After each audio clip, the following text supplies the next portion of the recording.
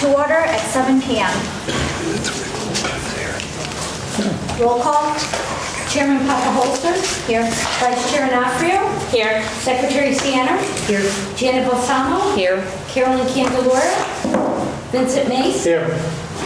Cynthia Rice. Here. Please salute the flag. I pledge allegiance to the flag of the United States of America and to the republic for which it stands, one nation, under God, indivisible, with liberty and justice for all.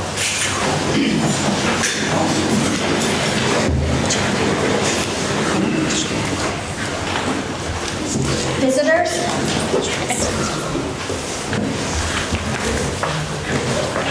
Okay, moving on. Student representatives are in Florida. I hope they're enjoying themselves. I can't tell myself. Approval of the minutes. I'll make a motion to approve the minutes of the March 22nd, 2018 Board of Education meeting as submitted. Second. Discussion?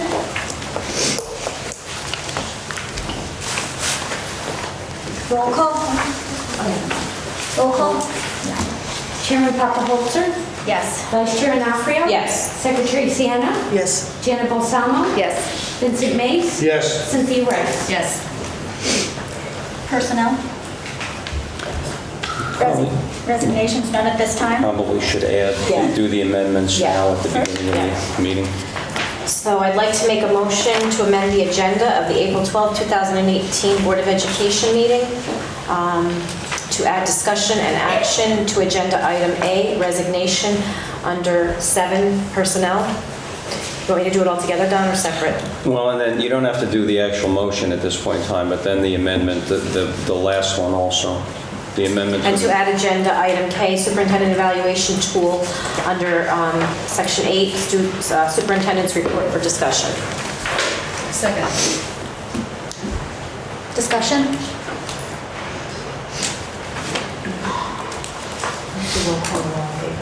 All in favor? Aye.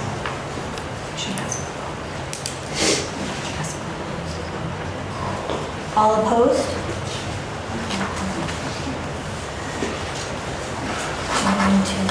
Okay, so now you can go on to the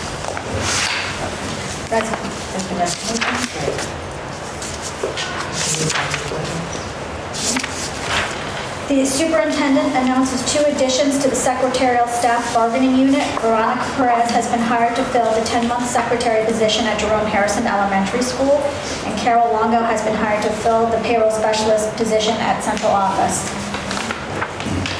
Welcome and best wishes to Veronica and Carol.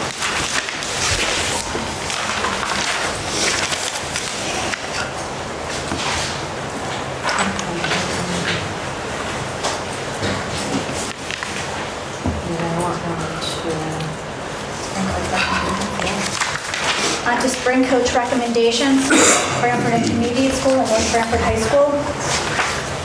The superintendent provides the board with recommendations from North Branford Intermediate School and North Branford High School administration for spring coaching positions. Can I have a motion, please? I'll make a motion to approve the spring coaching recommendations for both NBHS and NBIS as submitted. Second. Discussion? Yeah. The spring sports are underway, correct? Correct. So could we maybe change in the future, maybe for the July meeting, because the fall sports will start for August. I'm sorry. So in July, if we could have the list of who's already hired. There may be some vacancies, there may be some to be determined or whatever, but I feel better approving them before the sports actually start than after they've gotten underway. And if we don't have all the positions filled, then we can do that, we can add that to the, the new additions to the next meeting, but at least. The August meeting would probably work for fall because I suspect the August board meeting is before the sports actually start. Okay. But I Even could be football? wrong. Even football? Well, they all start the same day. Well, that first week of conditioning and training may conflict, but that would probably be Okay, easier. so then you would do it in July. there may be a bunch of TBDs because we scramble. We're having a difficult time anyway finding coaches. We have a situation at the middle school now where we hired a long-term sub who was gracious enough to do girls softball. We couldn't find a person, so we'll do our best to. Yeah, that's to all, get just to you as soon as we can. rather than after it's underway, Yeah. you know? Thank you. You also need to do the, oh, you can vote on that, yes, sir. Any more discussion?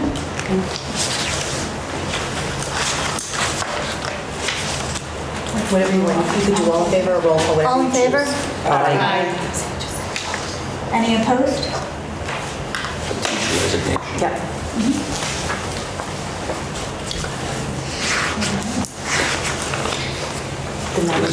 The non-renewals, I don't have that one. Okay. The non-renewals? Yep.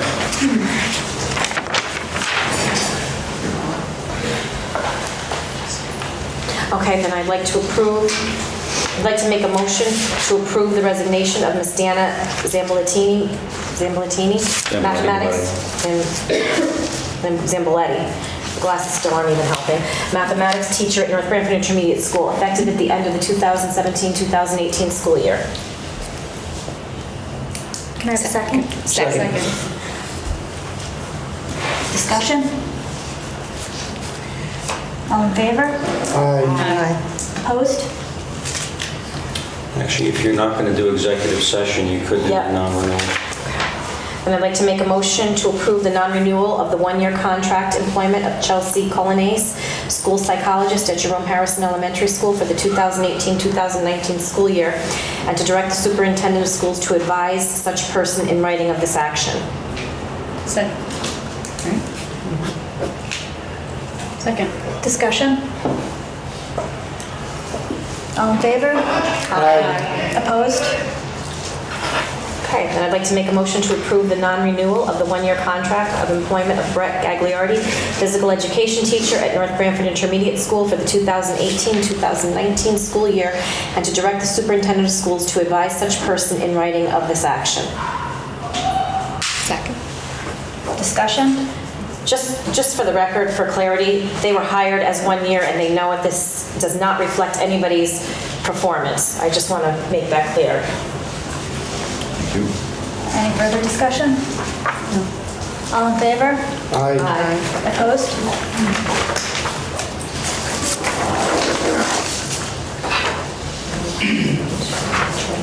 Donations, communications. Excuse me, donations. I would like to mention and thank Lynn Reardon and Matt's Mission.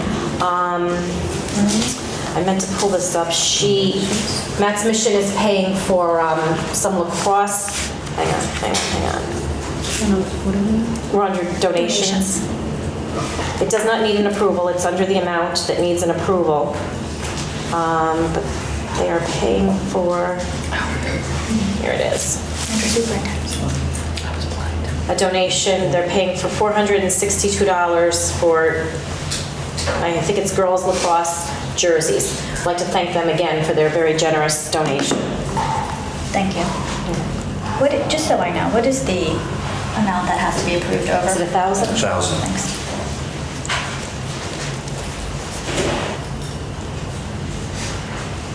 Okay, communications.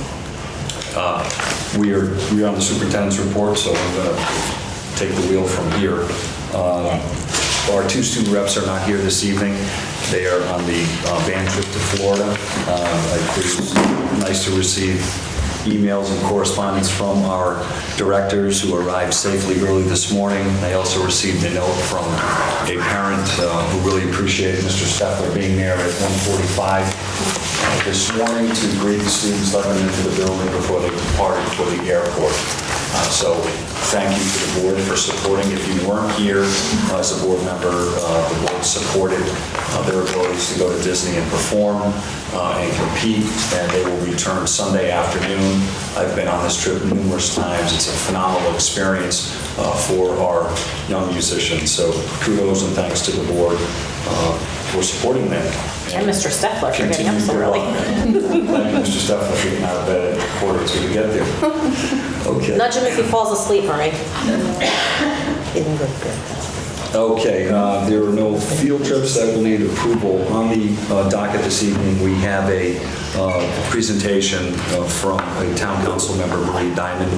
For those of you who are not aware, Marie served on our Board of Education several years ago and has been a town council member, has been a strong advocate for education for the school system. She is a retired teacher and curriculum coordinator for the town of North Haven, brings a wealth of experience to the town, which has been a great assistance. She also has chaired numerous NEASC accreditation reports. NEASC is the governing body that oversees the high schools throughout New England to make sure that they are meeting the standards to hold accreditation. So that leadership role charges that person with going in and taking a microscopic look at how they're doing what they're doing, how they're teaching, how they're providing facilities and resources for the students, how their staffing levels are, everything that goes into being an effective, dynamic school system.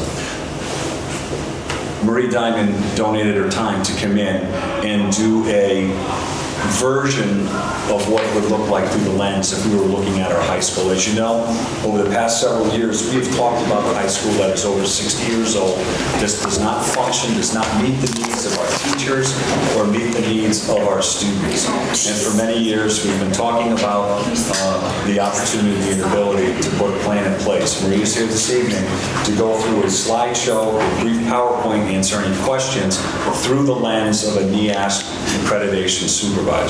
So without any further ado, Marie Diamond, thank you for donating your time and spending the time with Todd Steffler and Tracy Wooten to examine how we're doing things and to look at our facility. Thank you. Do you want, Okay, however you're more comfortable, Marie.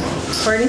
Do you want to stand or would you like a seat? Or? No, this is fine. Okay. Okay, I'm going to do this again based on the fact that I've chaired over 21 evaluations of high schools in both Connecticut, Rhode Island, and also in Massachusetts.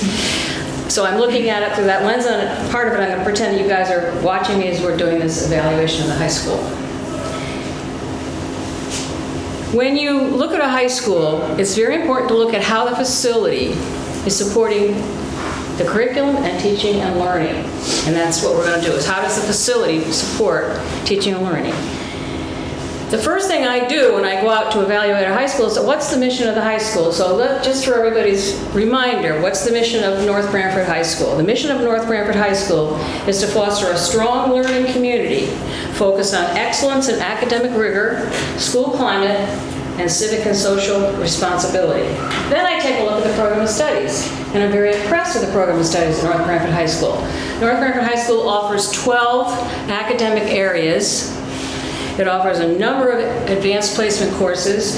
It offers courses in business and finance technology, family and consumer science. A lot of schools, I've been in a lot of schools that have gotten rid of those programs. Technology education, there are 5 languages, so I think that in terms of academic rigor and a strong academic program, it's there. So now how does the facility help that? North Branford High School was built in 1964. It had some renovation in the 70s. It's basically, if I'm correct, just basically classrooms added.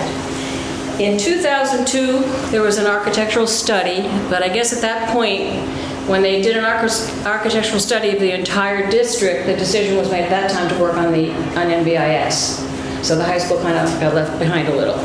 Then in 2010, there was another report done by NESDAQ. Then I looked at the New England Association Schools and Colleges reports of 2000 and 2010, and I saw the same recommendations that were in the 2000 study, the 2000, in other words, every study has these same recommendations. So now the high school is getting ready. Very soon they're going to be evaluated again, probably 2020, 2021, correct?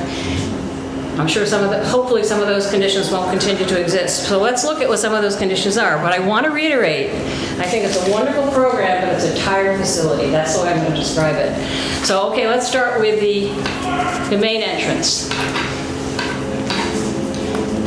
I think it's a fine entrance. The problem, I think, is security in this day and age. If you look at the next slide, you have an awful lot of glass. And so that's something you might, sometime, at one point think about. And unfortunately, those windows are single pane windows that have never been replaced. You can't even buy the parts for the brackets around the windows. And if I'm correct, when they did replace a few, they're like $700 because they have to be custom made. So just looking at the front entrance is something that people should take into concern, because nowadays security, maintaining good security is important. Thank you. And I'm just going to jump in and add points with Marie, because we've had several conversations that when you look at the front of the building, those window heights are approximately 4 feet. They're easily accessible from ground level. If a person was trying to get in through a lower tiered window, it would not be difficult for them to do entering into the building. They are inefficient, outdated, single pane. Heat goes out, cold air comes in. Okay, so this is the interior of the main entrance. Again, it really gives you a better idea of the glass, the amount of glass, the loss of heat, and then again, security concerns. Thank you. The guidance office.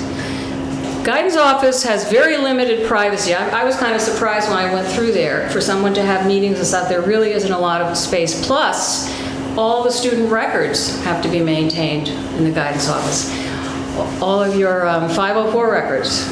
Everything, it's for 50 years. Think of how much space is being taken up in a small area just for maintaining records. And if you look at the next slide as well, you can see it's really a very crowded facility.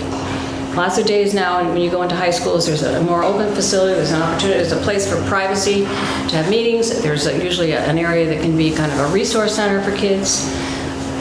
You just don't have that room. I think some of that stuff that was out there the day I was there was for the SAT. Right. There's always a suite area. If you go into any of the many renovated high schools in the area, when you walk into, surrounding that suite area, there's individual office spaces where they're able to go to, but then there's a common area for kids to sit and have family conversations with their guidance counselors or small group instruction with their counselors. We don't afford that opportunity. You're literally within 6 feet, door space to door space with each area. Thank you. Okay, now let's talk a little bit about, again, this is security of the classroom doors. The current classroom doors are on the left.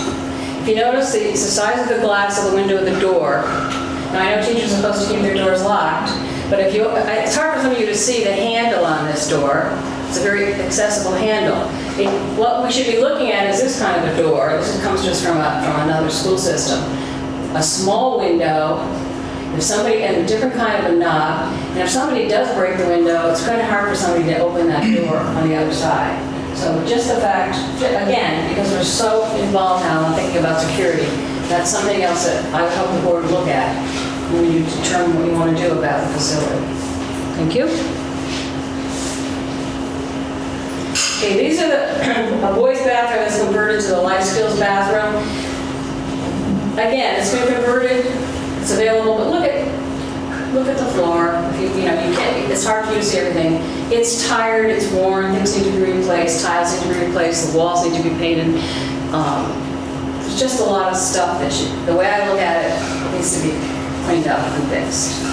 That's the original hardware. Is that padding? What is that on the wall? That is a specifically for a bathroom for a student with special needs. Yes, I thought I said it was special needs. Yes.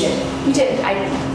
So this bathroom would be isolated for the use with a paraprofessional or professional staff member with the student for assistance. But you can see on the right-hand side, it's the same hardware 60 plus years later. Obviously, with mopping and continued water, it's rusted at the base of the structure and clearly is outdated with the tiling and cinder blocks. Thank you. Again, this is a converted room, but look at the condition, the heater. Look at this, the spacing. It's hard for you to see some of the damage to the walls. And this is because of time. I want to make it clear. This is not vandalism. This is not, the lack of responsibility by faculty in keeping this clean. The buildings are clean. they're 60 years old. And those of you who are homeowners, after 30 years of 4 or 5 people going through your home, you update your kitchen, your bathroom. When you have 600 to 700 students marching through the building and using these lavatories every single day over 60 years, as Marie described, they're tired. Again, just another view of the bathroom. Again, you can see, look at the wall. Things need to be renovated. They need to become ADA compliant, etc. Thank you. Again, I won't keep going into detail, but here's another bathroom, boys' bathroom. That is not the Marie Diamond hallway. We want to bless you than that. Now here's, just to be fair, here's a girl's bathroom. Okay. The girls are much neater than the boys, I have to admit that.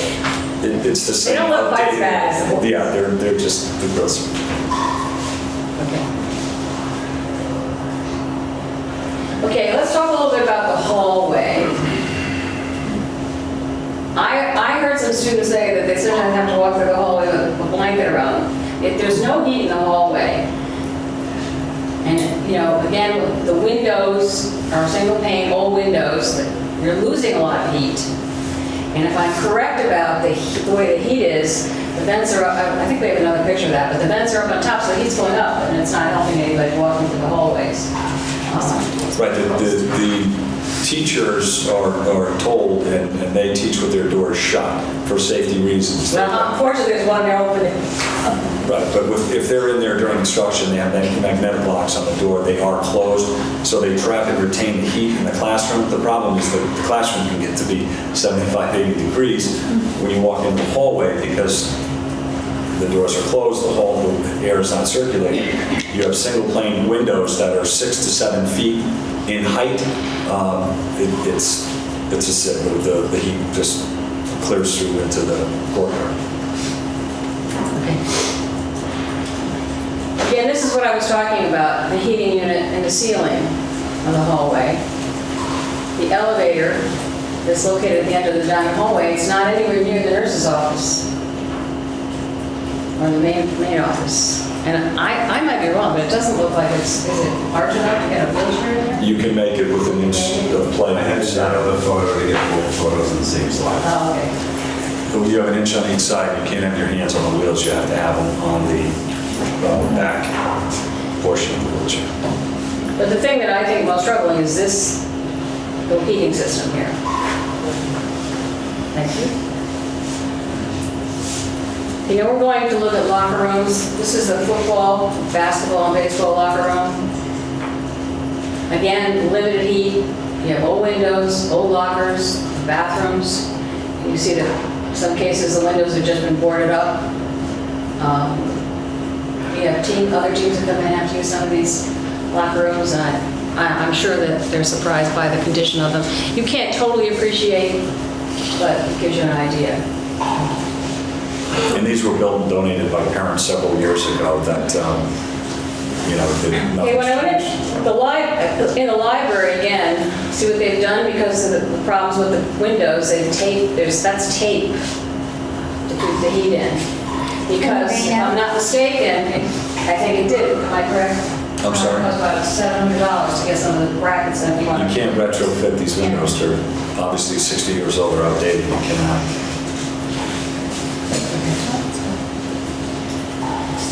Back to locker rooms. Again, just to give you an idea of how well they are and the need that they have in terms of being prepared.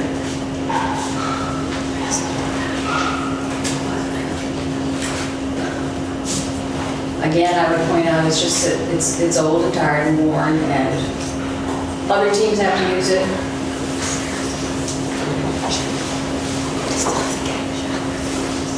The bathrooms in the locker rooms.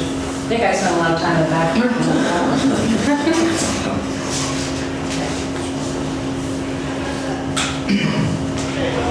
The locker rooms are not near the athletic trainer's office. They're not readily accessible. That's an ice machine that services the Oh, athletic right, I remember trainers that. I think there's another picture of the ice machine. room. Is So that- it's actually in the locker room. There's another picture, I think. The ice machine has to be in the soccer locker room because that's the only locker room that has a drain underneath. So everybody that has to use the ice machine and the trainer, they have to always go into the soccer locker room because that's the only place where there's a drain for the ice machine. Is that a co-ed locker room? Pardon? Is that It's in co-ed locker room? the male locker room. So females don't get injuries? Well, what we do is we bag ice from the machine. Oh, we have plenty of injuries, but what we do is we bag 5-pound bags, and then we bought a freezer for the trainer's room, so we keep 10 5-pound bags in a freezer so that problem doesn't exist. We just have to keep going back into You were just being fresh. way to be creative. Listen, this is what we do. Okay, again, sometimes we have to have officials use a classroom for other people because, again, the problems of spacing with locker rooms. The nurse's office. First of all, I was surprised how far away it is from the guidance and administrative wing. There's very little privacy. If there are 2 sick children in there, it's kind of tough. If you have, again, I think you have to go there to see it. I don't think the picture tells the whole story, but it's a very crowded room, and there's a heating problem in there, and I think its location is not a good one in terms of where most schools would put a nurse's office.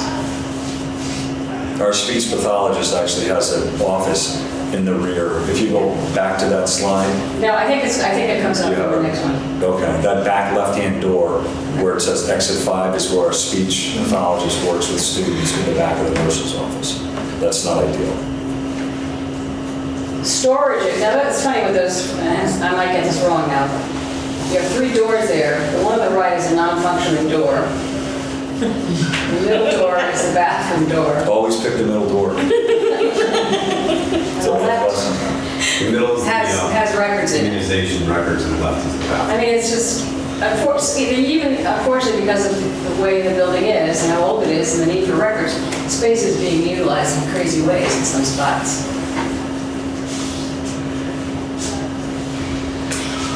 There's a problem with heating in there, so much so that they had to add a supplemental heating unit. And I think that there's probably a need for another bathroom in that area. You don't have one sick person at a time in the high school. Okay. Again, I think I mentioned this already. It's in the cat hallway, and then there is a speech pathologist's office right off the nurse's office.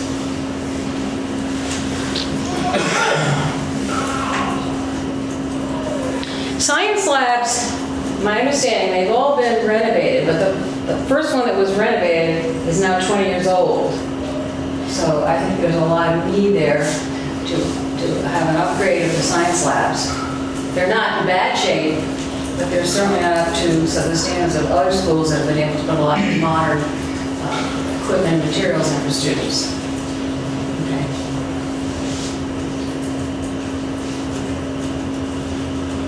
Now we talk about the gym. Again, we have a problem with the heating system. It's a different kind. What they call it steam heat, if I got that correct. And if you notice over here, this interesting old pulley system here for the fixtures. It's really old. Okay. Those are to raise and lower the basketball All right, back. which I have a picture of. Right. Okay, you have very limited seating in there, and the, what I call that, the Fire tower. fire top? That's for ESPN. We don't know what to call that, but it looks like it was built by the wood shop. I think It's been there for it was many built by, years. was it built by parents, I think? I thought it was the students in For video. Probably does, yeah.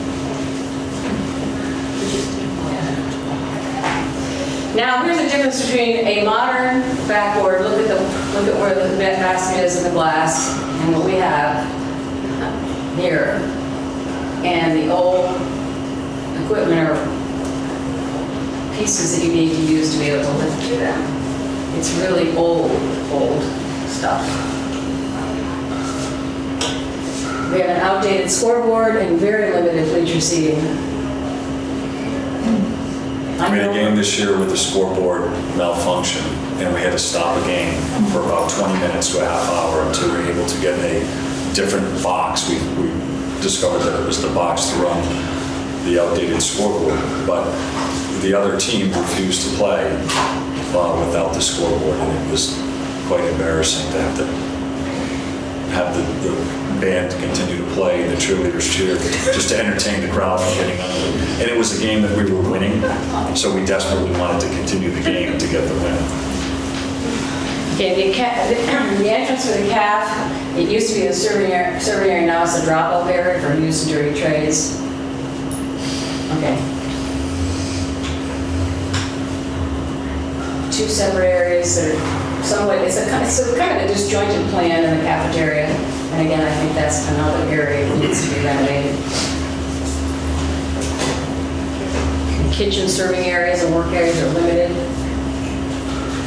When you have large groups.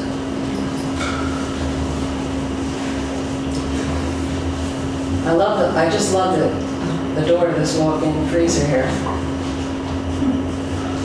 Again, as I started off by saying, a lot of stuff, it's still working, but it's tired. It needs to be updated. Well, probably not very efficient either, you know? Then you've got your food products and your paper supplies in the same area because, again, the limited space that you have. I think that might be the last slide. It is. Okay, that's the last slide. Now, you don't have a lot of pictures of classrooms because I think classrooms are in fairly good shape. However, I think they need to be updated for 21st century learning. Now, okay, what does this all mean to you? I think as a board, you need to think about a renovated student project. You really can't think about a new building because you have a brand new roof. You can't really change the footprint. But what you can think about is a renovated new. And some of the work that you need to do, like say for example the bathrooms to make them up to date and ADA compliant. Instead of having some kind of budget, if you had a project, you could then get some reimbursement from the state. I'm not sure, is it about 52%? 53, yeah. Still available reimbursement? So, and I think that's going to go away soon. So here's my recommendation to you as a board. My first recommendation is that as a board, you go take a tour, a really close tour, because I don't think the pictures do everything justice, and I didn't go in every spot because, I just have time constraints. The other thing is, I think as a board, then you have to make a case to the town council that it's time to look at the high school. I think, if I'm not mistaken, it's the only shoreline high school that hasn't either been renovated or new. And if you look at some of the other schools, we'll have a lot of deficiencies. I think there's a lot in terms of energy efficiency. I think the security. So what I'd like to do, I'm going to pretend like I'm giving you some, I've been your evaluator, now I'm going to give you some recommendations. And again, the facility is only one part of an evaluation by the New England Association of Schools and Colleges. But it's important, it's a standard because the facility is supposed to support teaching and learning. And I think there are a lot of places here where it's not. If you want to have a 21st century environment for kids to learn, you want to have a mindful watch on security, you want to have energy efficiency, you want sustainability, you want a building structure that's going to endure, you want a clean one, you want to minimize, even your lighting, if you had better lighting, you can minimize your artificial light. You look at some of those, the windows that are there, they're in dire need of help. So here will be my recommendations. I think you need a new focal front entrance and a building that's fully ADA compliant and safe. And I'll be glad that you don't have to write this down. Okay, thank you. Okay. I think you have some structural issues that are based on age and movement in the exterior walls. You still have abatement of asbestos tile throughout the building. A lot of it hasn't done, you still have work to do. I think we need to renovate your 12 bathrooms throughout the building, make them code compliant, safe, and accessible. You need an upgraded heating system, adequate controls. You want to eliminate that direct steam loop in the gymnasium. You want to look at what's going on in the nurse's office, so it doesn't have a separate heat source. You have a lot of building issues that would make things much more efficient if you could extend the life of that school. You want to have a more appropriate environment to increase technology hardware throughout the building. I think you've got a lot. I think the students here are lucky that what you have, but I think you could have more. You could have different kinds of space. You know, I'm sure Tracy would back me up. Nowadays, you want to have different configurations for teaching and learning. And I think that your classrooms could be adjusted to do that. You need to evaluate all your facilities for code, life, safety, and ADA deficiencies. Your ceilings, your windows, your hallways really need work. You have no heating source in your hallways other than what I showed you on the ceiling, which goes up into the air, so it doesn't really help.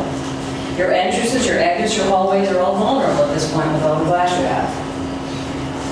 Undersized classroom spaces do not provide educational areas that are appropriate for the current curriculum. I think again, I want to say, and I'm going to end with saying, I think that North Branford High School does wonderful things. I think you've got a great offering.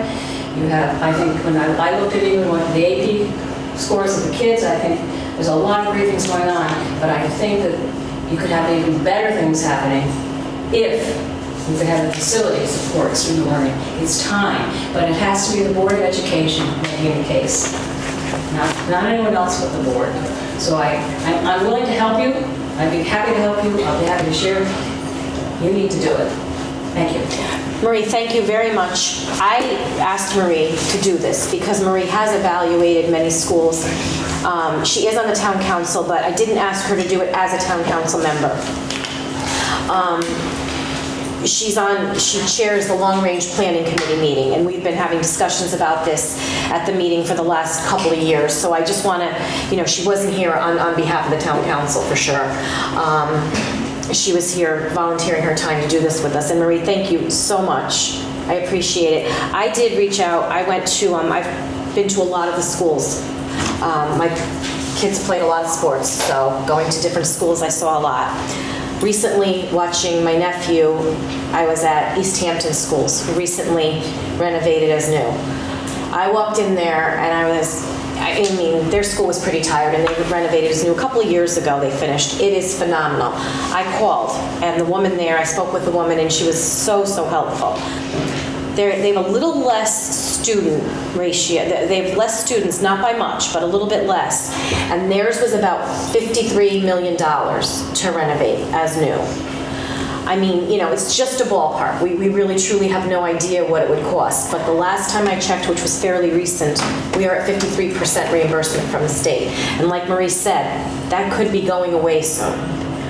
I'm sure many of you in the audience are wondering how we're even considering moving forward with presenting to the town council a new high school, so I'll take the elephant out of the room. And I apologize if I seem distracted tonight, but we have some big decisions to make, and my mind is on that, not necessarily on traditional business, so I do apologize. But we are going to move forward and present to town council. It's something the Board of Education has been talking about and unanimously agree on moving forward. So we will continue to make strategic steps forward for that. I'm really happy Marie presented today. I know it gave us a little light in a darker period. So thank you, Marie. And I'm not a construction expert. I don't know about Okay, any questions before we move on? Thank you for being here. I do want to recognize there's another council member here, George Miller, in the audience tonight. And when the invitation was extended to tour the building, which I will do at any time with any of you to walk and talk in all of the buildings, Mr. Miller met me and did tour the high school, so he is well aware of the needs there, which is helpful to us. The more people that have been into the building that can see, I mean, a picture tells 1,000 words when you're standing in front of it. It tells a whole lot more. So, thank you. Thank you. Okay, as you are aware, each month we do a spotlight. This evening we are so fortunate to have Creative Connections in our program. Mr. O'Rourke is going to walk you through the journey, the international journey that our students have been afforded due to our digital technology and our ability to communicate around the world. So without further ado, Mr. O'Rourke. Thank you, Mr. Schoonmaker, and I'd like to thank the board for the opportunity to present this program that we have at NBIS that we're very proud of, and quite honestly, very excited to present it to you tonight. I certainly appreciate Shauna's comments, and I hope that you could all give yourself a break to enjoy our students who are here tonight to talk to you and our teachers.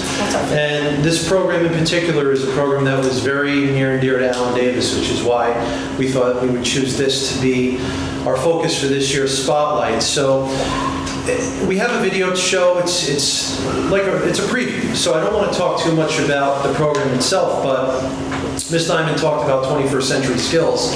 And the world that I grew up in, if you wanted to communicate with somebody halfway across the world, we had these things called pen pals. And I remember in my 3rd grade class getting assigned a pen pal, a student in Japan, and I wrote a letter. Everybody in the class wrote a letter, and about a month and a half, 2 months later, we got a letter back. This is not the world our students, our children are growing up in, and this is really a fantastic program. So I don't want to talk too much about it. Our teachers are here to give you some details as well, but at this point I think we'll play the preview, and then I'll introduce the teachers who are here.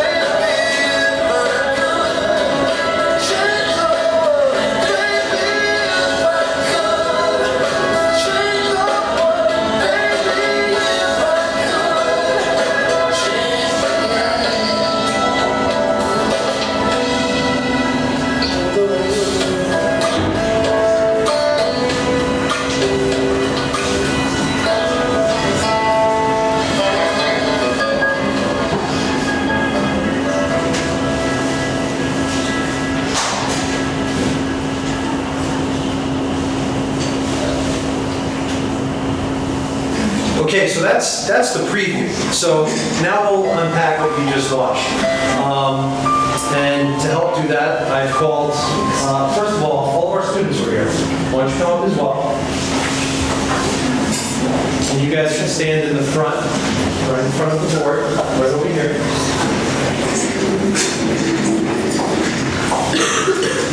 So the first person I'm going to call up is Miss Marcella Ardeen. She's our Social Studies Department chair, and she's also a 7th grade teacher at NBIS. She's going to give you a brief overview of what the program is. Guys, why don't you go stand against the wall behind us and screen? Because they're going to present to you too, but I want them to be up here. So Miss Ardeen, why don't you come up? Good evening, and thank you so much for giving us this opportunity. It really is a pleasure. We love discussing this program. This program is through Creative Connections. It's the ArtLink program, and what you saw is basically the culmination of a school year-long project. It begins in the very early weeks, becoming familiar with the concepts of just exactly what is culture, how do we learn our culture, how does it influence our daily decisions. From there, students are asked to spend quality time considering, based on whatever theme ArtLink has proposed for us. This year the theme was highlight. So the idea was to highlight some type of cultural experience. And the experience can be anything from something very grand, as in discussing a family holiday or a family trip, or perhaps it's a very personal moment, a highlight of having a conversation with a grandmother or a grandfather. Students take that thinking and then they have to depict it in both art and in writing. From there, we send that to our partner school, and we've partnered with a variety of schools around the world: Uganda, Italy, Poland, Sri Lanka, Jordan, Senegal, and many others. Then we wait, and we keep discussing culture in reference to our other aspects of our curriculum, and then we receive artwork from that partner school. Then starts the process of analysis through investigation. How do we learn about someone else's culture, not from textbooks, not from direct instruction, but from students in doing the investigation, doing the analysis, and then putting that into words for themselves. They then present that to their fellow students so that we can then have a conversation about that particular culture, but also relate that thinking to a grander scheme of how do we compare and contrast to the American culture, what are the differences that exist, but more importantly, can we start determining some similarities between these different cultures? And that's my favorite moment, is when students start to recognize that although we do have these differences, there is a great desire to celebrate differences, to see the beauty in them, but also, most importantly, is to see those commonalities, to see that regardless of where we live on this earth, we are all connected simply through our humanity. From there, it's a video conference. We actually get to speak with students from our partner school. Students get to see their artwork from the other end, the artwork that was sent to us. We get to discuss with our partners, and then each side performs. You saw a little clip of some singing and some guitar playing, and it's a really intriguing cultural exchange. And then after that, there is another piece where we synthesize the learning and try to make sense of all the different art pieces that we've looked at, all the different conversations, and then we send those responses to our partner school, hopefully waiting for response in return to further our learning. At that point, there's usually some type of celebration banquet taking place in the latter part of the school year, where certain students whose work has been selected by an international group of judges through Creative Connections receive certificates, and then anyone else who also wants to attend may do so. And it's a wonderful, wonderful celebration. One of the most important pieces that we are extremely proud about is that in 2016, our students were selected as the USA Art Partner of the Year. And what that means is that of all the American schools that participate in this program, which is quite a few, in 2016, our art was collectively selected to be a truly communal representation of what it means to be an American. Our art was on display, our art was posted on their website. It was 8 different pieces as opposed to our usual 2. We have a beautiful plaque proudly displayed at NBIS in our trophy award case. And it truly is one of the highlights. I would like to now introduce Mr. Prell, who has been quite often my colleague in 7th grade, but also the individual who found this program, and he needs to make sure that he shares that, because without him finding this program, we wouldn't be here all these years later. So I'd like to bring up Mr. Prell. Well, hi everybody. So about 10 years ago, I had a professional development opportunity to go to the New England Social Studies Conference. It was in Sturbridge, so it was close by and I could go for the year. And one of my colleagues and I spent the day there, and I was able to come across this Connecticut-based organization. It's out of Norwalk. The people that run it there are amazing. They've been incredibly kind to us, and for many of the years that we participated, they've been displaying the art at different locations, such as the Maritime Aquarium. So several of the years we've been able to go and see on a field trip to the aquarium for the day, be able to see our award-winning art. And then it's a gallery from everybody's award-winning art from around the world. So we were able to get the students out there and get to be able to experience it. So over the last 10 years, we've kind of understood a little bit to the point about what the students need to think about and how the program works. And we're at a point now where we can just kind of, let them be the stars of the video conference and to produce the art. And we just guide them through the process, and, we let them take control of it and really, there's a lot of times we give them a project and we want to assess them and give them a grade. And I would just say that there's a lot of value in doing something that you see the result. You get to participate, and you see that I did this not just for a grade. I got to meet these people, and my art is a gift to them, and their art is a gift to us. And it's been a really worthwhile experience. So we'll get them up shortly. Recently, Carrie's also been, Mrs. Smeta has been teaching 7th grade as well. I'll let her maybe introduce some of the students momentarily. These are the veterans for the program. I've been blessed this year to have the opportunity to also participate in the program. And I'm here really just to kind of show you how this does connect to what our goals are in education when it comes to social studies. Fairly recently, the state of Connecticut revised the frameworks in social studies, and the idea behind those frameworks and the changes that were made is that our goal is to prepare these students for the future. They are future leaders. We have excellent representation here tonight. And they're also the ones that will have to navigate this world that we live in. And so we need to provide them with those skills. And it's moved away more from the old style sage on the stage history teacher who was talking forever as students listened and took it all in and probably forgot it soon after they left the classroom. And so now we want the students really to direct more of their own learning with us as facilitators. And our focus really is on inquiry and investigation. And as you've heard already from the descriptions that were given, this program definitely fits the bill.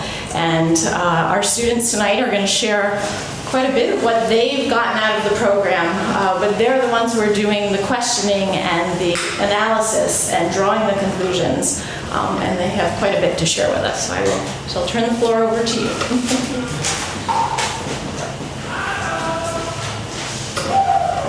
So I did the thing, my name is Luke Izzo, and I did the ArtLink Creative Connections thing last year, and it gave me a chance to learn about different cultures that I would never have had the chance to learn about in the normal classroom. And at the video conference, I enjoyed learning about their culture by seeing their performance. Also seeing the artwork let me learn about the culture better. Very nice.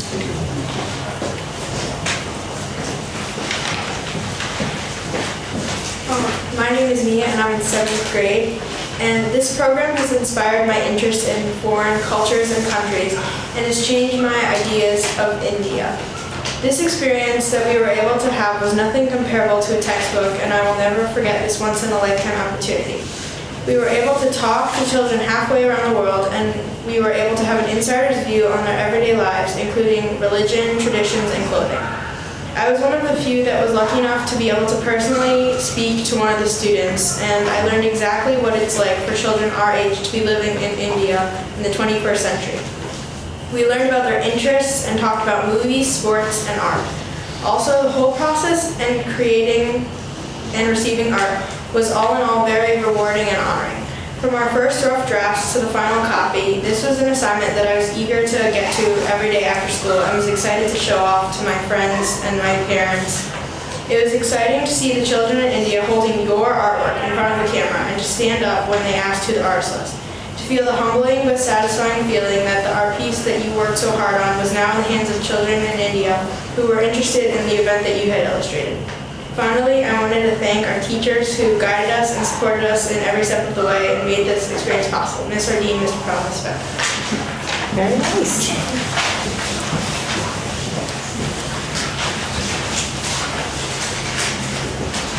My name is Nathan Higgins. There's only so much you can learn from books. When you learn about events in history, we tend to lose the human aspect.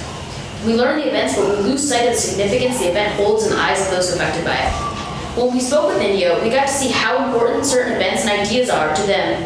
When we learned about India, the artworks, many of us realized how diverse India is and how many people champion that diversity. It's hard to know what a group values without talking directly to them. That's one of the many benefits of the Art program. It brings back that human element often missing in our history books. It allows us to experience something many people in their entire lives never experience. That is getting to talk to people about our age from a different country and culture. We get to see how we are similar and how we are different.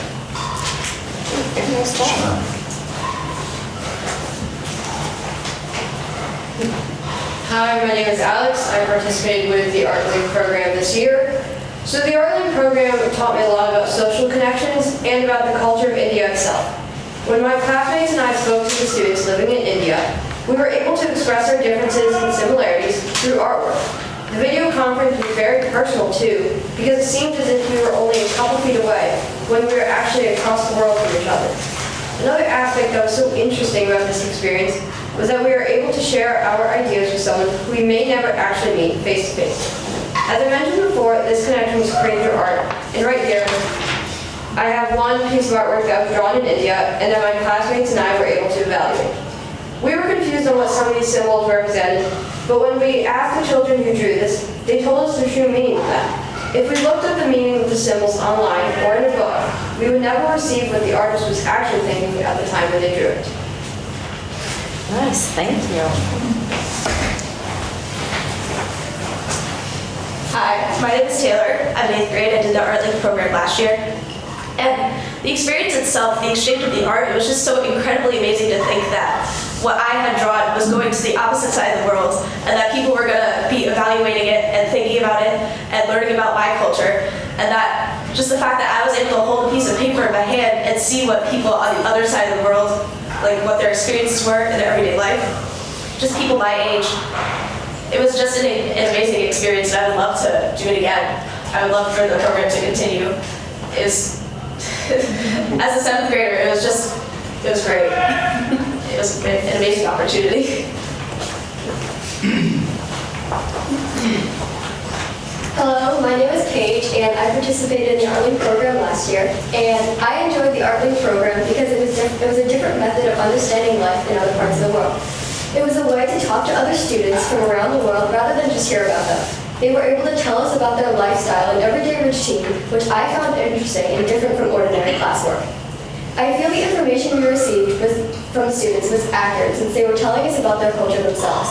I had the ability to get creative and invest in my artwork and share what I enjoyed the most about where we live. Overall, I feel the program was a great way to share and be creative while receiving new information firsthand. Thank you.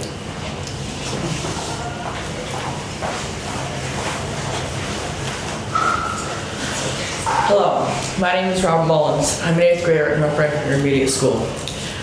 I participated in the Art League program last year, 7th grade, when I had Sergeant social studies teacher. It was an amazing program and an amazing experience. The artwork was only a small part of it, and even though a lot of people were very excited about that, I think the thing that everyone was most excited about was the video project conference. Even though it happened towards the end of the year, it was a very unique, exciting experience. And I don't think that could ever be replicated like most people said. I don't think it could be replicated through a textbook or through a PowerPoint presentation or anything like that. And the program would be very beneficial to continue in North Branford for the years to come. Thank you.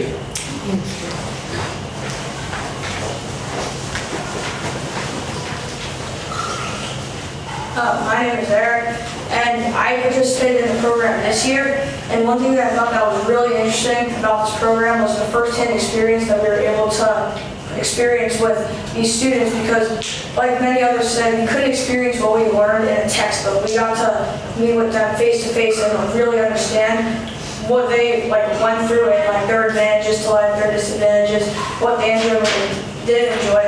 And it was related to school, but we also have to talk about other things like what you do at home, sports, video games, what you like to play, and just basic things that teenagers would do. So, first of all, I have a question. Oh, yeah. Was there a language barrier here? I mean, I'm missing something because they're saying that they were able to talk freely. Did they speak English? Well, this year the program took place with India, and that's one of the native languages there. They do speak English in India, so they were able to communicate. There's also a moderator that if there's ever any type of technical difficulty or if there is a language barrier issue, they can translate for the kids as they're participating in the conference. We found too that the instructors from India would quickly recognize when a student may have said something that was harder for us to understand, and they would sort of jump in and let us know what. Okay. So I think we had a really good understanding of Their passion is amazing. They do provide a translation service, but a lot of times when we do enjoy the video conference feature, they try to pair us up with an English-speaking school. Oh, okay. For that specific element. If we were going to get additional classes where we didn't get to video conference, we'd have more of an opportunity to speak with, or to share art with someone we didn't need to speak their language, and then they'll translate the sheet on the back for us. Okay. Wow. That's cool. So, I think one of the themes that stick out to me after listening to our students, and you guys did a great job. I love listening to middle school kids.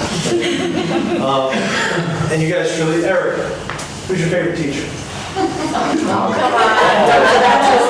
know, right now. I asked that for a reason, because when I watched Eric participate in the conference in front of 100 of his classmates and 5 of his teachers, that's the question they asked him. Oh, wow. And Eric handled it as well as you could possibly handle the question. With true diplomacy. Eric, do you remember what he said? Well, I was like, all my teachers are in the room right now, so I can't answer that.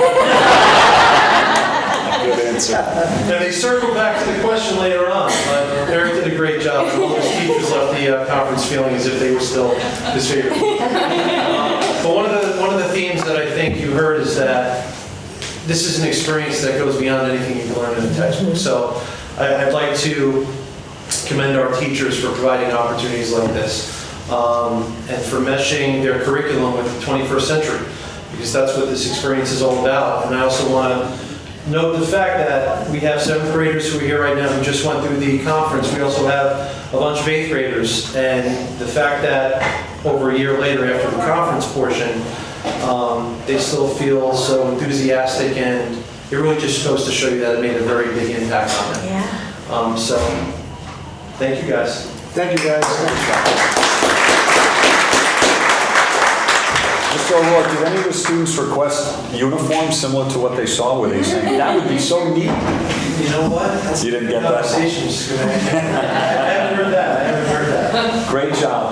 Could you do me a favor? We always have the walk of fame. Could you walk around and just shake the board's hands? Because it's times like these that the board truly gets the opportunity to see what happens in the classrooms in North Branford each and every day, and outside the walls of North Branford. And it grounds all of us in why it's so important to do what we do, and that's to work for you. So you can start here. This is Mr. Winnicki, and make the rounds. Great job, guys. Great job. Good job. Thank you. Thanks for coming. Thank you. Good job. Thank you. Thank you. Thank you. Thank you. You guys are so passionate. So you guys game with them? Have you connected through the gaming systems with them? To play against them on your video games? No?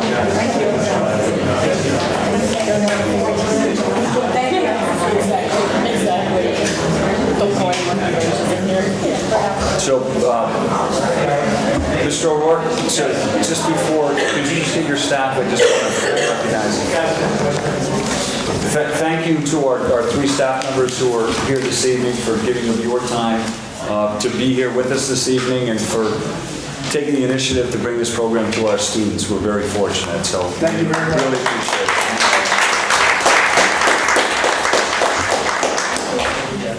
You want? Okay, moving on. The graduation date. Drum roll, please. It's been a crazy March. We made it into April, and we set the graduation date after April 1st.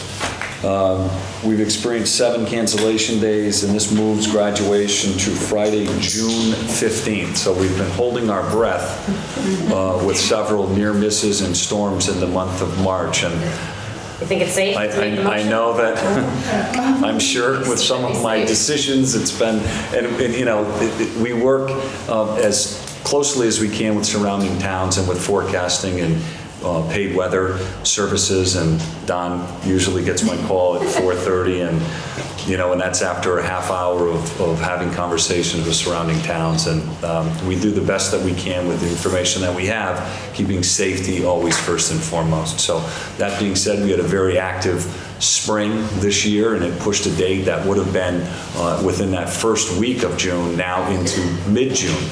Many surrounding districts are into the 22nd, 23rd, 24th, 25th, and you know, I think we're still in pretty good shape on the 15th. So that being said, I'll make a motion to establish the 2018 North Branford High School graduation date for Friday, June 15th, 2018. Second. Discussion? All in favor? Aye. Opposed?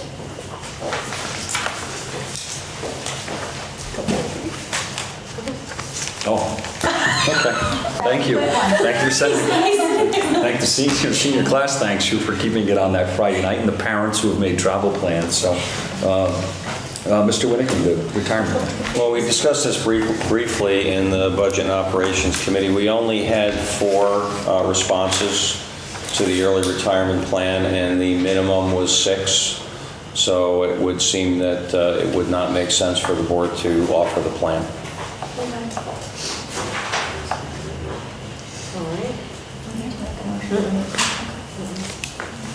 Okay, moving along, I requested that the update for the search process be put on the agenda, just to update you.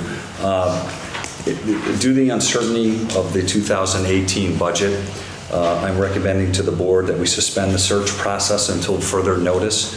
I am confident with the current leadership that we have in place, not knowing the impact of our recent budget number, what that could do to each building. I'm very comfortable pushing this process out with the leadership we have in place till I feel it's an appropriate time to make those types of decisions. Absolutely. Okay. Does everyone agree with that? I support that. Okay. That we did already. The non-staff, okay, non-renewals. Okay, that concludes my report for this evening. Committee reports? The assignments, are we doing anything with the vacancies, or are we skipping it? Timothy, we still have some empty spots if anybody wanted to jump in or want to just. Can you do so well? Leave it? Is that in here? No, it's in. Yes, it's Exhibit D. So is wellness the only one that I'm looking at that does not have a board member? Yes. So the one that we're looking to fill would be the wellness committee. Scott, I can give you a little update. Typically, we meet on a Tuesday afternoon at like 2 o'clock at the intermediate school. That's what we've done. It works for Dr. Dalto and the group that we typically have. So if that time impacts anyone's decision. You said, I'm sorry. Tuesdays at 2 o'clock, there's probably about 6 meetings a year, 4 to 6. Okay. Does that fit anybody's schedule? No. It's How long is the meeting? Usually about 45 minutes. I can do it. Yeah? Excellent. Do you have a schedule of meetings? I don't yet, because we just had our last meeting for this year, this week, but I'll get to that. And I'll certainly send it to you. Do you project out a year and make your schedule for the 6 meeting dates? Yep. For the full year? Yeah. Okay, great, thank you. Thank you. With your background, I think you're a strong advocate for that, so. Is that the only other? That's the only one. Missing everyone else is covered? Doesn't have anyone. Okay. Negotiations? I've started meeting with the paraprofessionals. I have another meeting scheduled on the 23rd, and so I should have more to report at the meeting. Okay. We added to the agenda for the superintendent, so, yeah. So I'm going to assume most remember how in October there was, Scott's evaluation was overdue and there was quite the ruckus. So we're going to try to avoid that and do the evaluation in a timely fashion, even with all of these other kind of projects going on at the same time. So one of the things, and I mentioned at the time that I have a really hard time with, is not measuring biometrics or a data-driven gauge, so that there leaves a lot of room for interpretation, and it puts everybody kind of at risk of kind of being treated unfairly or being perceived that way. So moving forward, I would like to talk to the board, and I haven't had much opportunity to do this, but because it's a new board, Liz remembers, and I know that Marcy remembers, when we were initially going through the process, we talked about using the performance report card because it's hard data. And it's a way to do that. So it's something we're going to be talking about over the next month, and what areas we're going to focus on. There's 12 areas on this report. I still need to become more proficient at reading it, so I might be calling some of you to help me. I can kind of understand the up and down, but I don't necessarily know what's in each that's measurable and pertains to a superintendent and the district and how it works. So we'd like to come up with a fair tool and then also a narrative and kind of work on that together. In the meantime, I know Scott had goals for this year that we need to evaluate on, so I'd like to ask him to send them to the board so that we could start looking at them and any data that would help us support writing an evaluation so that we can get the evaluation done in a timely fashion. Absolutely. Sounds like a great plan. All right, am I done with that? Yeah. Okay, curriculum. No, budget and operations. Oh, gosh. I see, I'm dreading it. I'm telling you all. Budget and operations. Well, I'm supposed to report on it, but I really don't have much to say. And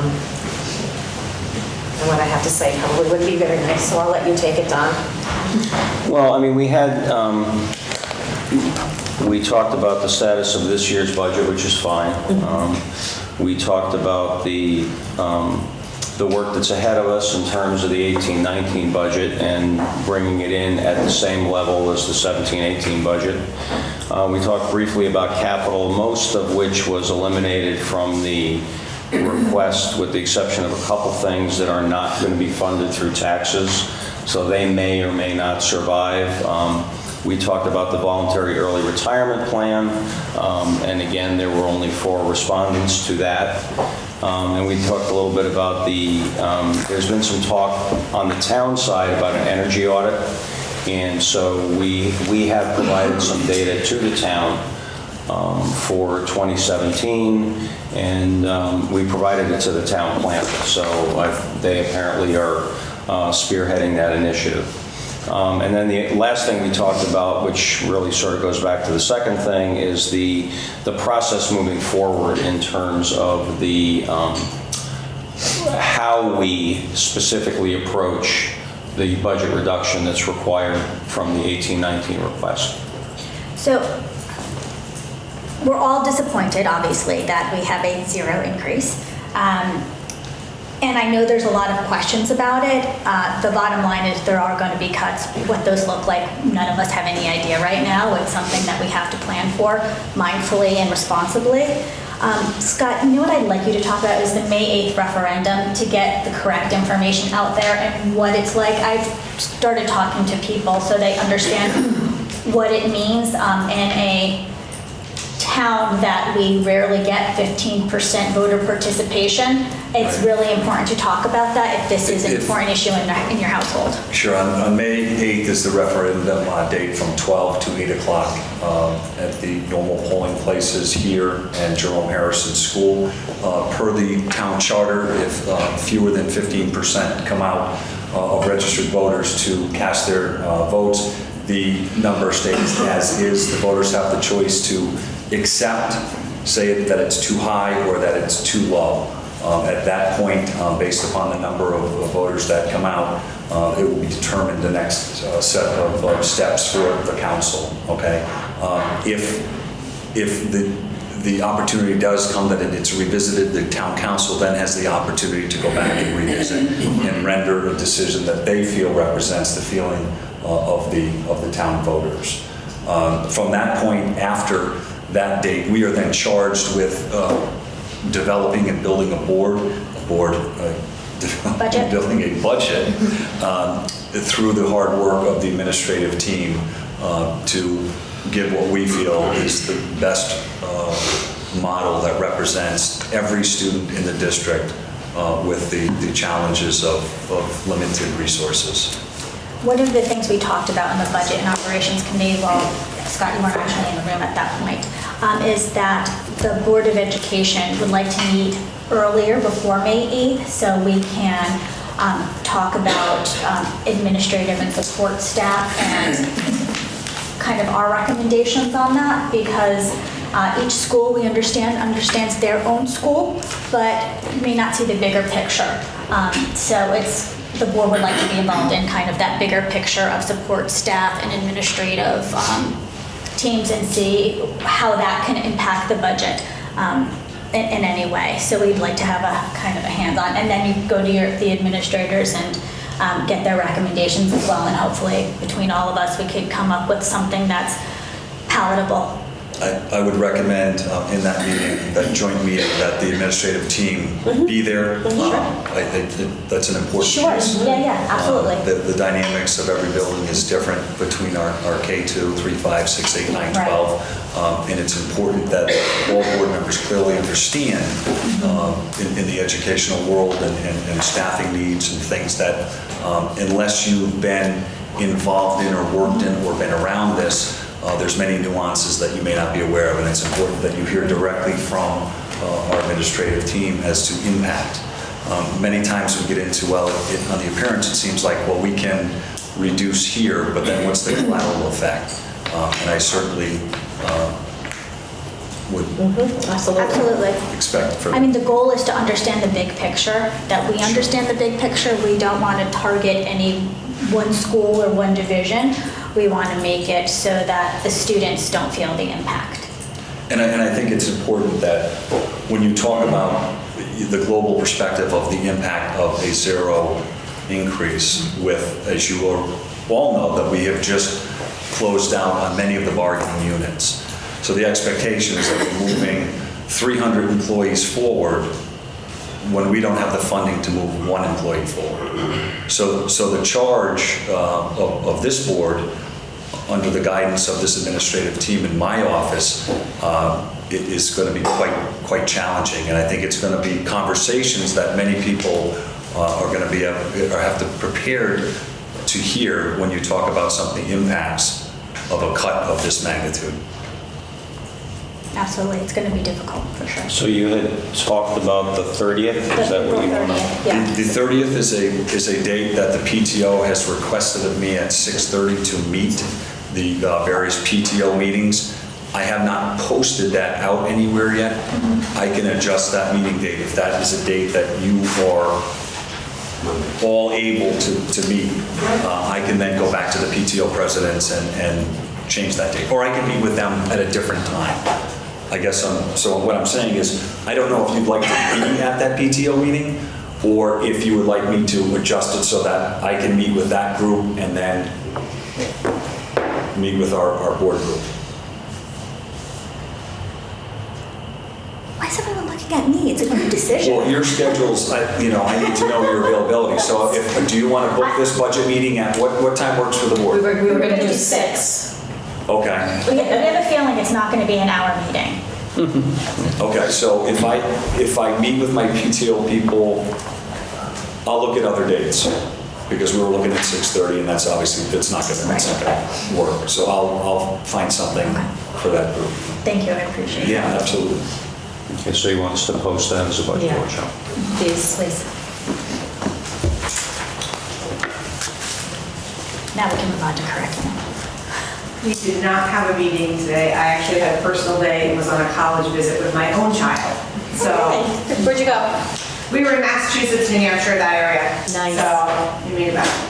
Nice. And And of course, nothing jumped out at your son if he's anything like mine.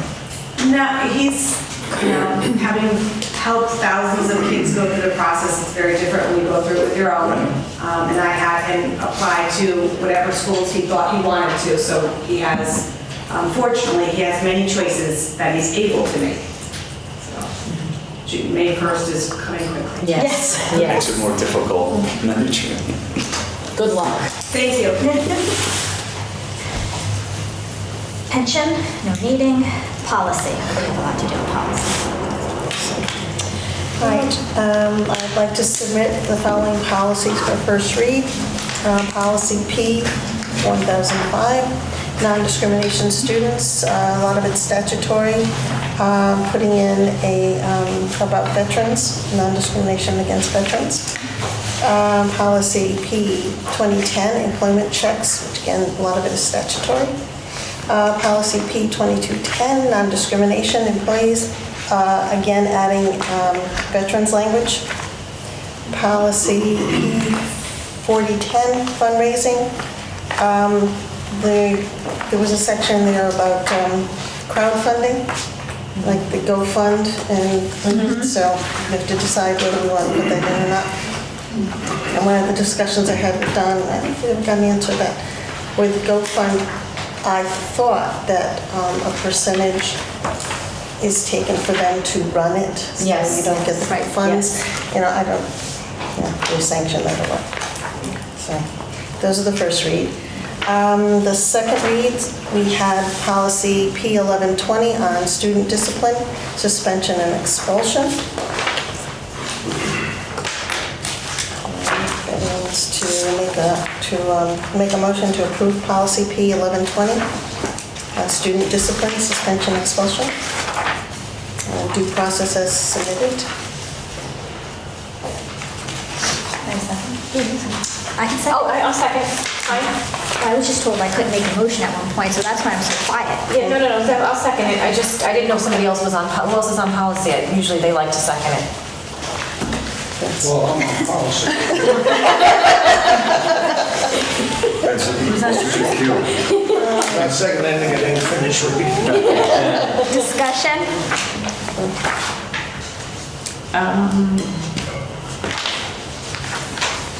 Where's the new language? That's what I was looking for. Oh, it's in this, it was. If you have your old one. It was in last month's. So, For the first read, it was in last month's, and then most of it's in blue, and/or red. Yeah, the red line version wasn't included in here because the main issue was what was the entry age for a race. And our attorney said that the way the policy was written was fine. Now, I mean, if a race elected not to enroll a child who was 16, then obviously we would have to do something else. But they didn't see any reason that we should have the policy prohibit a 16-year-old from being involved with that. So I have a couple questions, or on page, I'm in the old one. 16 of 27. The new one's in here, though. Student discipline, suspension, expulsion, due process. The administration shall bear the burden of production to come forward with evidence to support its case. Should just end there, and we shouldn't have "and shall bear the burden of persuasion." And then the standard of proof shall be a preponderance of the evidence is fine, but I think that "and shall bear the burden of persuasion." What's it under? Number three. Thank you. Page 16, D3? D3. page 16 of 27. Yeah, but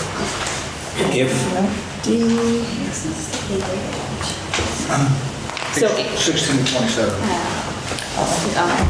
yeah, so it is right. So D3, correct. It should just end at support its case. I don't see a reason for it to say "and shall bear the burden of persuasion" is one. And then my other question is, Just for, and I'm trying to sift through the pages, Don, these have been read by our legal team and edited and changed for legal reasons. So on a second read, I would be cautious if we were to change something. Well, I think we would, my suggestion would be to table it and ask the questions of the attorney. So that would be withdrawing. Our legal team, as part of the process, works with, and then when we put it out there, we edit and change based upon what we feel is important. It goes back to the attorney, who then would, with a legal eye, wordsmith and send back to us. Okay. So I don't want to circumvent the legal advice. I would, okay, that's fine. Or we're going to be liable for Right. Okay, so then, this language. So Beth, will you withdraw your motion? I withdraw my motion. And I withdraw the second, so we'll just table that till next month. Is there another question? there was another section of it also. Yeah, go ahead with that. So, under F, I guess, no, What page? 19 of 27.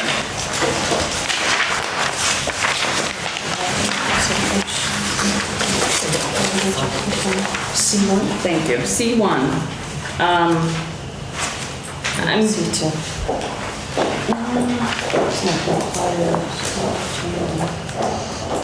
I'm looking at the old one because I wrote all my notes in it, so I'm trying to compare the two. This is what was taken out. Right. And so this is what's left. Okay, so from the old copy, all this strikeout stuff underneath C2. C2, I'm just wondering why it's being deleted, and why would we be responsible if they had a deadly weapon or drugs? So again, it's a legal statutory, thing, so- a lot of this is grounded in statutory obligations. So, It's more of a question that in the first read, the process in the first read is for the board to go through and earmark things that we feel need to be taken a look at to see how it aligns with us. So then after it goes to the attorney, that process comes back where then we present and we adopt. So again. So I wasn't here for the first read. No, but my point being is, with many of, regarding the language of student discipline, the lion's share of it is statutory obligation that we're committed to by federal and state statute that we have to follow. So a lot of the language in here, we don't have wiggle room because of what that could create for us. I don't know if that makes sense. It does, but I've moral issue with it? No, I just have some background that someone that I was I have concerns with it, and I don't think it should be deleted. So if it's pulled, the best bet would be for you to circle and get it to Beth. Okay. And then we're going to revisit this anyway, and then we'll come back, and then we'll share your comments with our attorney. Okay. And then what we do is we'll provide you feedback directly from the attorney. Perfect. Okay? Now, some of the other things that we like, for example, the fundraising policy, there was clearly an optional section. Right. So that's something that they're saying you may or may not do. Some of this other stuff, we may well get the answer that that's what's required by the statute. And you'll get a narrative, because this is new to, so that, and other members, Jen as well, the law firm will send back a brief narrative for clarity, and it's useful for understanding what the changes were and why. Okay. That wasn't in here for the new ones, was it? She said it wasn't in here for the new ones. The new ones, that wasn't in here for what was from Oh, the clarity section. the memo, maybe okay, well, I can send that out. We don't have to wait for another meeting for that.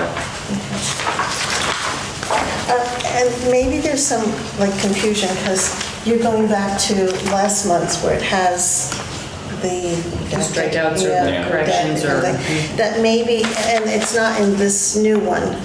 I'm not sure if maybe we do need to have the same one that was in the first read for the second read, just so we're not going back and forth.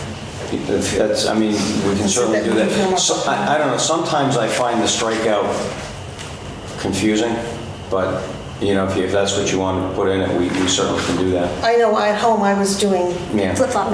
Yeah, both of them trying to, okay, yeah, all right. So would you rather have the strikeout version for the second reads as well? I like the strikeout version. It's easier for the old law here.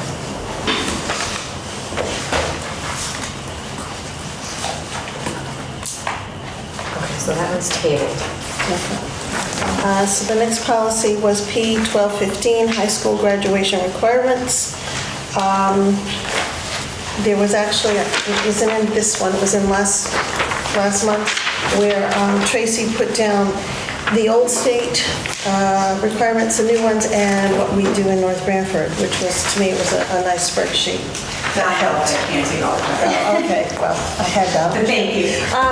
So that was it's in the last month's on this one. So based on that, and we seem to have, it was more, right? We had a lot more that we were still requiring than the state. Absolutely. So we meet all the state minimum requirements in terms of which subject areas, which number of credits, the number of credits being 25. 25 is not yet the required number. It will be the required number for the class of 2023. We moved ahead with that, just as we moved ahead with the capstone project and things like that. So when the state pulled back on some of these things, the things that we really felt were valuable to children that we talked about and that we have in that chart, we kept. Because if it's important for children, whether the state says we have to do it or not, as a district, it's our responsibility to do it. And that's what we have down on those requirements. Some of it was also that the state struck some of, I guess you call the subtopics. The description, so they might say humanities. So humanities may, on the state version, may just say 9, and it may not include any of the things that we are also, the specifics that we're looking for. I don't have the chart. So language arts, for example, humanities is 9 credits now by the state, including civics. They have like civics spelled out, but they don't have that you should take 4 years of language arts in high school anymore. They just have 9 credits, which include social studies, fine arts, and language arts. So what we did was go through college requirements and look at what colleges are looking at and put those in, as well as what the state was requiring prior to this. Gotcha. So ours is more prescriptive, and you'll notice the common language of STEM as when we went through this, when we were looking at this policy, that you'll see, that we are aligned with what the requirements are, but then we spell out specifically by discipline what the expectation is as the child moves through their 4 years and then is college and career ready. So did you make a motion? For this one? Yeah. Before we move on, can we make a motion to table the P1 120? Okay. So moved. All in favor? Aye. Okay. Second the table? Marcy moved. Marcy moved, oh, so I'll second. Second. Okay.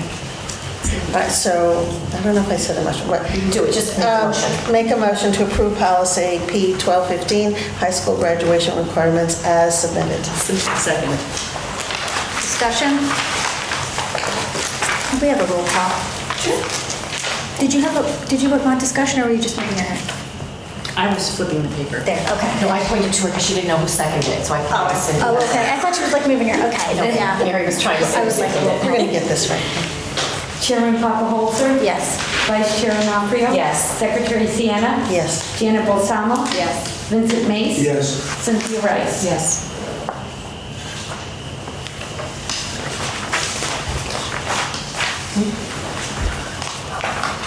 Yeah, that's hard. Oh, I'm sorry. The next one is, I make a motion to approve policy P1260, administering medication to students as submitted, and after we have a second discussion on that. Second. Discussion?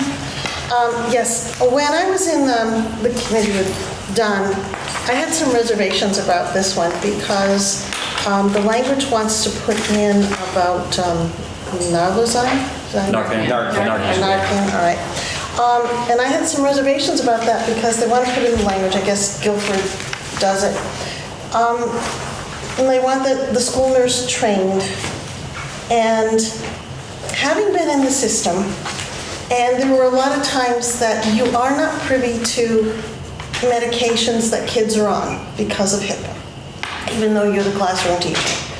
And there were times that in a conference or something, a parent would share that the child was on medication that I didn't know, and sometimes they change the medication. And I think we have police and we have a lot of EMTs in town that can administer it. And I just feel uncomfortable having it, say the school nurse isn't there, having it, administered by someone else. I know they say, well, it's like an EpiPen, but an EpiPen you have a prescription for. And this particular one, I just feel like they say that there's, if you're not on opioid, if you're not overdosing, that it shouldn't hurt you. But I just had a family experience where family member, after having a procedure, ended up in the emergency room because the doctor overdosed him on a common thing. And the doctor actually walked him down to the emergency room and got him treatment. And it's like, okay, yes, it was rare, but I don't know, I have reservations about having it in the school. I do also. It's optional. I don't think it should be included in the school systems. We're a small town. There's ambulances and EMTs who are on either side of the schools.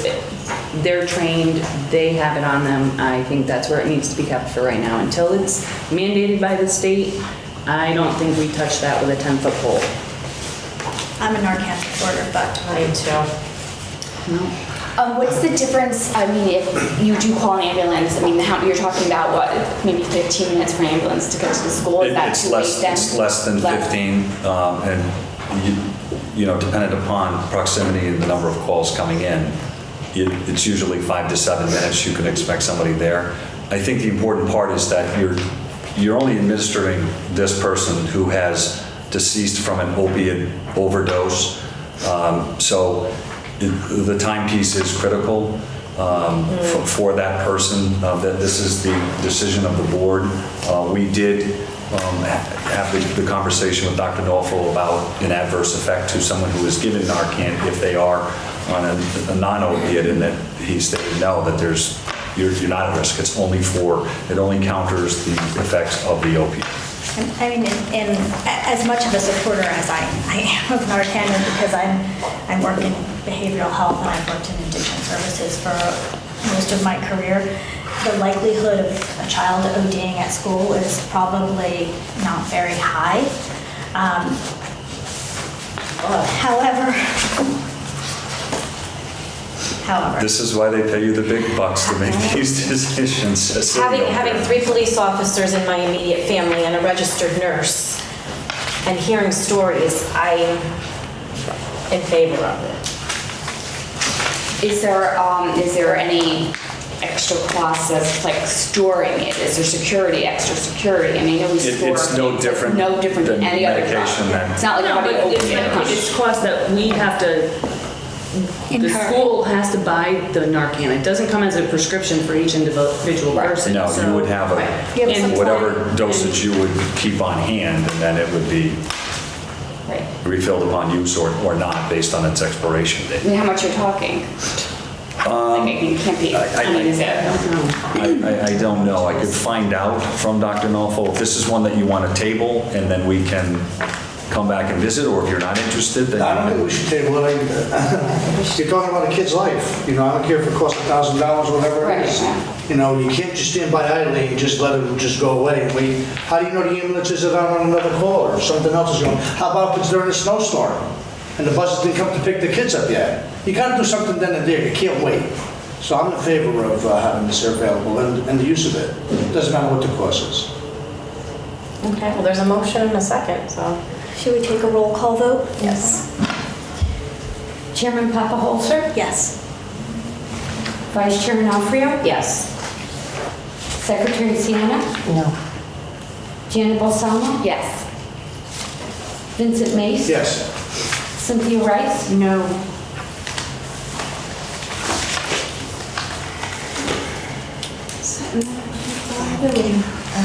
All right, we have policy P1290. I'd like to make them on confidentiality and access to student records. I'd like to make a motion to approve policy P2090, confidentiality and access to student records as submitted.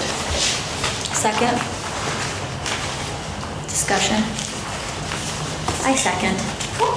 I thought you did, that's why I didn't Yeah, I think. did. Okay. And then I just moved right to discussion.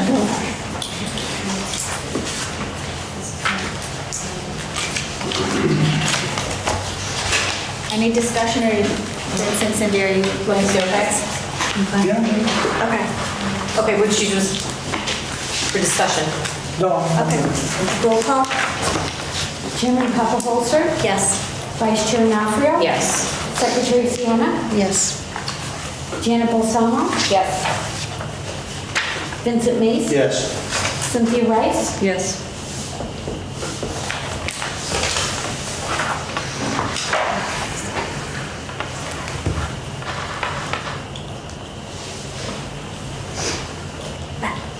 Oh, sorry, just reading. Yes, the next policy is P9055, determining compensation. I'd like to make a motion to approve policy P9055, determining compensation as submitted. I second. Discussion. Roll call? Chairman Papa Holzer? Yes. Vice Chairman Alfrio? Yes. Secretary Sienna? Yes. Janet Balsamo? Yes. Vincent Mace? Yes. Cynthia Rice? Yes.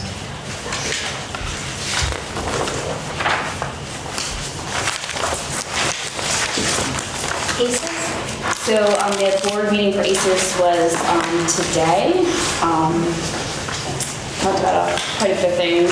They received a CAVE award, communications award presented by CAVE.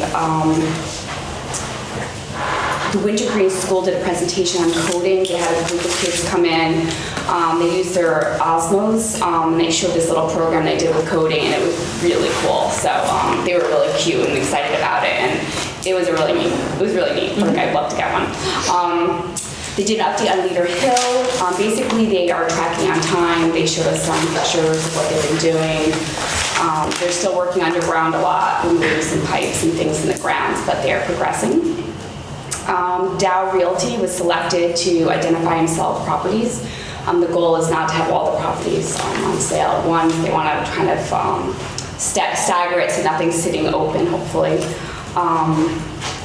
They had their gala. They pretty much, they have a few open things, but 114,000 was their basic revenue that they brought in with the gala. 74,000 that was corporate sponsorship, and they had about 350 attendees. So we approved the budgets that were presented in the May meeting. What was that? We had a 1.95 increase, and I could list the name of the schools, but I don't really think you need to know that. We approved an increase for subs, something we talked about here. What are they getting? They were paying 65, which is really low. So we approved it to 90 on the day, and then for certified, 110. Wow. I mean, they have some different issues with the special needs their kids have too. So it was really important. They have a hard time finding subs for them. Let's see. They gave us more budgets to go over for the next meeting. They had a transportation grant from the state. It was $984,000 for their open choice transportation. So that basically, they could upgrade all their vehicles with no cost with that money. I guess before they could not travel on the Merritt Highway because they had double axle trucks or vans. So now they can upgrade, so they'll have single axle, so they can be able to go into the Merritt and reduce their travel time, because it was like over an hour to get kids around. So now they can reduce that a large amount. They did a human resources report, and they're having job fair coming up on Thursday, April 26th, in their 205 Gift Street building. They talked about a summer academy that they're doing, and they gave us a flyer. And we did a healthy food certificate we went over. You had a busy meeting. Yeah, it was. And I think that's pretty much it. So, thank you. Janet, could you get me those tuitions? For the schools, when you get a chance? Oh, yeah, sure.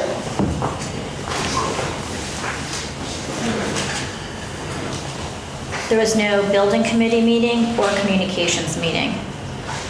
New business? You don't need the executive session. Go to the board. I went to the last St. Baldrick's event at Jerome. So my daughter is an honored child, so it was amazing, and just want to say how much we appreciate. I'm going to try to get without crying, so I just want to say how much we appreciate all the support this town has given us, and hopefully they'll find a cure. Hope so. That's it. I didn't cry. You did good. You did good. I didn't get to the play this year. Did anybody get to the play? High school footloose. Carolyn did. Oh, that's a report on it. She said it was amazing. It was great. Good.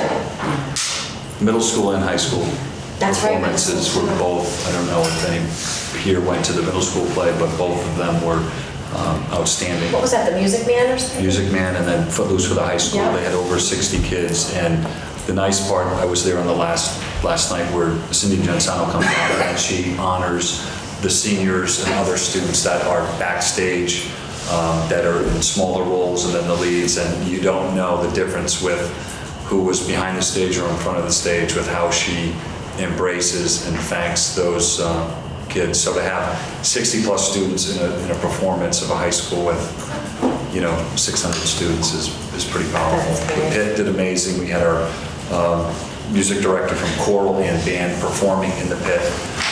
The lead was sick on the last 2 nights. Cindy Gensano's daughter's fiance stood in the lead role with a book and read the script. Oh my gosh. And sang the solos and went through the entire show with our high school students. It was phenomenal. Wow.